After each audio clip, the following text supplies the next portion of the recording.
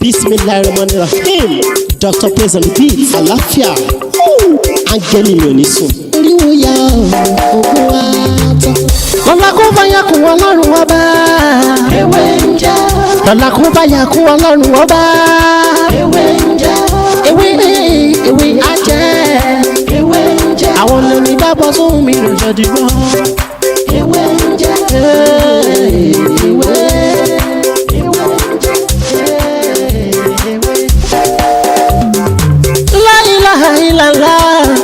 Alawalu, alakiru, asọhiru, abatinu, Ọlọ́run ọba.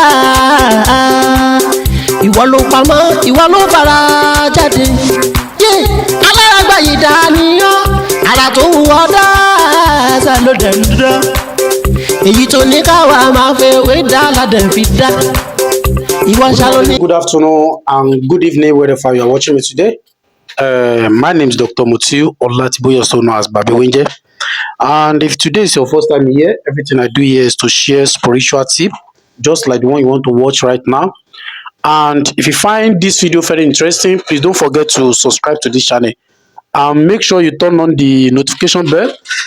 So anytime, any day, any hours I post video like this, you'll be the first person to watch. And if you need more of my videos, you are free to go back to my previous video. You see a lot of video there that can help your spiritual life. If you don't understand, please feel free to call me on 070-3742-2552. Or you message me on WhatsApp 090-5333-2747.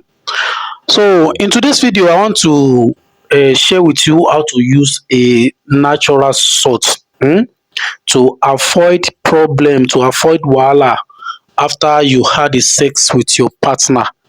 Are you with me? Some people now, they are complaining that someone is using their glory, and which is not. Maybe you are the one selling your glory out.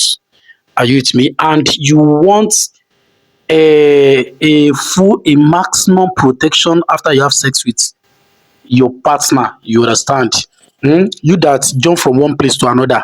You that when you see Nkechi, you follow Nkechi. You see Tawa, you follow Tawa, and so on. You understand? And from Brother James to Brother John, from Brother John to Brother Razak, and so on. So what you need to do is to get a natural salt, a cooking salt, the one that we are using to cook in the kitchen, right? So when you have sex before the second day, that very day, you get 1 spoon, a normal spoon of salt, put it on the table. You divide it into 2. I didn't mean that you should divide it equally, right? You divide it into 2. Part of the salt, you put it in a water, a normal water, like maybe 1 liter or 2 liters, right? So the second part of the salt, go and flush it in the toilet, or you throw it away. You understand? So the one in the water, you put your left leg in that water. Use it to wash your foot. You understand? Wash it very well. Your left leg, I'm talking about. I'm not talking about your right leg. You understand? So then, when it is done, you now add that water to your bathing water. Your bathing water. So when you add it to your bathing water, use your left hand to take that the water from the bucket and use it to wash every part of your body. You can use this one to support it to wash your body. You understand? Then I use your left hand to get the water from the bucket. You use it to wash every part of your body. It's very simple. If that person, maybe the person that you have sex with, if you have a bad mind with you, believe me, that is not going to work for him or for her by the grace of Almighty God. It's very simple and very, very effective. Only if you follow my instruction. So please, if you love this video, please help me to like this video. As you like my video, may Almighty God bless you and bless your family. Thank you very much. Tẹ́ bá wo fídíò mi ní ẹ̀yìn wá rí, ẹ rí pé mo ṣàlàyé kan tá a máa fi ọwọ́ kọ nọ́mbà sórí iyọ̀ tá a máa parí tí tá a fi kọ́ dé 0 tá a fi parẹ́. Ìyẹn tí èèyàn bá ní ìbálòpọ̀ nowadays, gbogbo àwọn èèyàn ló ń pariwo ẹnìkan ń lo ògùn, ẹnìkan ń lo ògùn. Ó lè jẹ́ pé wọ́n gan ló ń ta ògùn, ẹ ló ń ta síta. Sọ̀rọ̀ mi ti yé lára tara bí ìbálòpọ̀ orílẹ̀ yìí ó kọlù, orílẹ̀ yìí ó kọlù, orílẹ̀ yìí ó kọlù. Kódà ẹlòmíì máa ń ṣèwádìí girlfriend pé ṣé mo lè dàyàdé láyà o. Bẹ̀tẹ̀ ayé ìsìn tá a wà kò sáyé ìsìn mọ́, ibi tí wọ́n bá ti ka wọn mọ́ náà ni wọ́n ti ń ṣe nǹkan burúkú wọn yẹn. Sọ̀rọ̀ mi ti yé. Tẹ́ bá dẹ̀ rí wọn, ìjọ́ kan lẹ́nìkan wá mi wálé ló bá ní ó tún mú àlè ẹ̀ dání. Ó ní ẹ dákun, ẹni wọ́n sọ pé ológo lòun bẹ̀ tó mẹ́ni tó ń lògo, mo wá wò mo wá rẹ́rìn sínú bẹ́ẹ̀ rí dìdìrín. ò dẹ̀ pé léyìí ní ìyàwó alẹ́ wá ní wọ́n ń lo ògo ẹ̀ wọ́n ló fògo ẹ̀ wọ́lẹ̀ tí wọ́n ń lò ògo tẹ̀ ń sọ yìí gan ta ló mọ bí ògo wà Ọlọ́run nìkan ló mọ ibi tó wà àwọn màlẹ́kà tó wà lẹ́gbẹ̀ẹ́ Ọlọ́run kò mọ ibi tó ògo wà.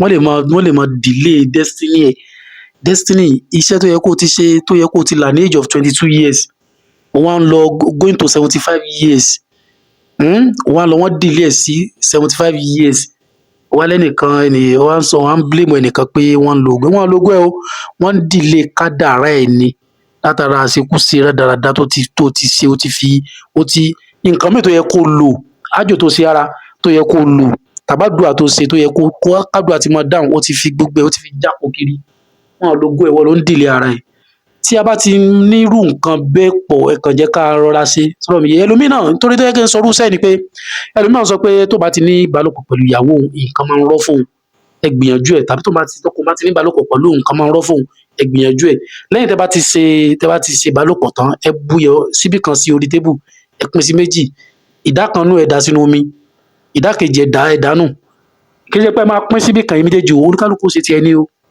ẹ wá kí ẹsẹ̀ òsì ẹsẹ̀ àlàáfíà bọnú èyí tẹ́ da iyọ̀ sí yẹn tẹ́ dà sínú omi yẹn ẹ fi fọ ẹsẹ̀ yín tẹ́ bá fi fọ tán omi yẹn wá dà sínú omi tó bá tó yín wẹ̀ ẹ wá máa fi ọwọ́ àlàáfíà ẹ máa fi bu omi láti inú bọ́kẹ̀tì yẹn kẹ́ máa dà sórí kẹ́ máa fi fọ ara sọ̀rọ̀ mi ti yé tó bá yẹ pé kinní kan ló wà lára tiẹ̀ tó fi ń gbogbo ìyàwó ẹ tíyàwó ẹ ti wá jáde tó sọ pé wọ́n ní à ń lo kádàrá tàbí kan ló wà lára tọkọ tó fi ń di ìyàwó láàmú ìwé máa gbìyànjú ẹ kò ní àfẹ́tẹ̀ nìkan kan yín agbára Ọlọ́run tó bá jẹ́ pé Nkechi tó ń tẹ̀lé kiri náà ní tẹ́gbọ̀n mọ́mí wọ̀tá tó jẹ́ pé ó ti dè ọmọbì kan ó ti fi lẹ̀kẹ̀ burúkú díẹ̀ ó ti fi gbádùn lára ẹ̀ àwọn ará ń yọ ògo tiẹ̀ tó fi mu gàrí díẹ̀ wọ́n á ń yọ ọ́ lò orí ṣúgà mu gàrí tẹ́lẹ̀ wà rí ṣúgà mu gàrí mọ́ wọ́n á ń pariwo kiri pé ìyá kan ló gbògo ẹ̀ àní dààmú lágbára Ọlọ́run èmi náà lọ́mọ yín àbúrò yín olólùfẹ́ yín Dr. Mutiu Ọlátìbóyè Táyé Mọ̀sẹ̀wé jẹ́ tó bá dìgbà mi á tún mú ọ̀rọ̀ tọ́jọ́ sí eléyìí wá ẹ má gbàgbé láti subscribe sórí ètò kílẹ̀ kó fún ọ̀pọ̀lọpọ̀ àǹfààní lórí àwọn nǹkan mìíràn tàṣe àti èyí tàṣe torí pé ìta ti ṣe.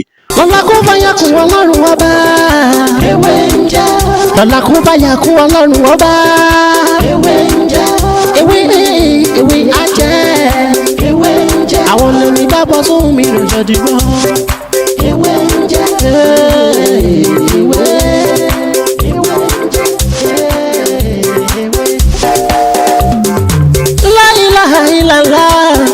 Alawalu, alakiru, asọhiru, abatinu, Ọlọ́run ọba.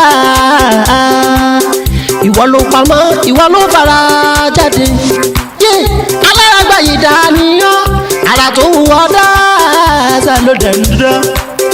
Èyí tó ní káwa máa fẹ́ wé dá ládẹ̀ fi dá. Ìwọ ṣàlò ní kọ́kọ́rọ́ gbogbo ẹ̀mí nìyẹn. Fásikúrú ni wọ́n nínú ìsìnkú.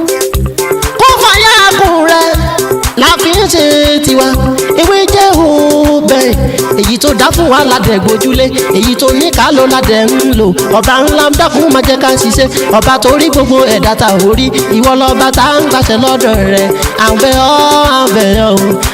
ọ́.